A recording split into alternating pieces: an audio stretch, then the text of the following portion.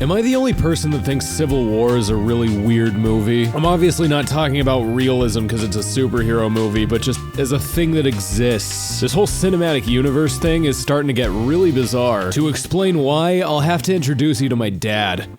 Not my actual dad, but like my dad in concept. So I have something called the My Dad test, which basically boils down to if I showed this to my dad, would he be able to understand what was going on, at least mostly in full? Not passing the My Dad test doesn't necessarily make something bad, but if you've ever shown somebody a parody of something that they've never seen and then sat there uncomfortably the whole time while they don't laugh at any of it, you've basically seen the worst possible scenario of something that doesn't pass the My Dad test. And not only does Civil War not pass it, but it actually goes out of its way to fail the My Dad test. Like, intentionally. This is something I've been worried about since the first Avengers movie, but I think it's safe to say that we finally hit the point of no return where there's so many characters in the movie that there's not time to give proper introductions to all of them. Civil War's workaround of this is just to not even try. I mean, keep in mind that the Vision is a character, and he looks the way he does. That is a lot to just drop on a general audience with no explanation. But Civil War does things like this constantly. If you haven't seen Ant-Man, there's no dialogue establishing that he is Ant-Man, and he just shows up as Paul Rudd. So you would have no idea who he is. Hell, I saw Ant-Man, and I had no idea who he is. Admittedly, I couldn't recognize Paul Rudd's face well enough to pick him out of a police lineup, but that really shouldn't matter, should it? It's even presumptive with the characters that it does introduce in this movie. Are we all just gonna pretend like they did Black Panther well?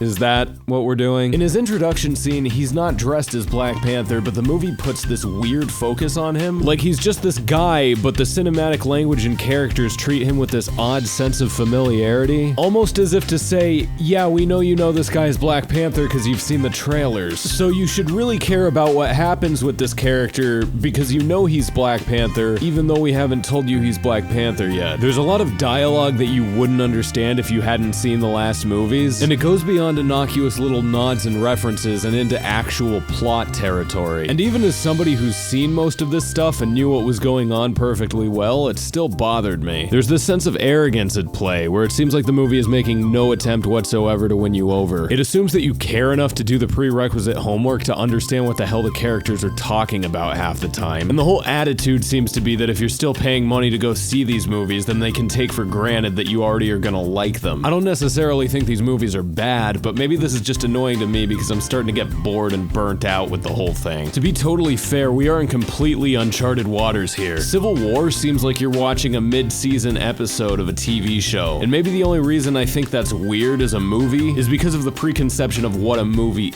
is. But now we're at the point where these movies aren't making sense to people that haven't seen the ones before it, and it'll be interesting to see what happens now that they've crossed that line. Will they start to lose their audience now that people like my dad can no longer enjoy these movies?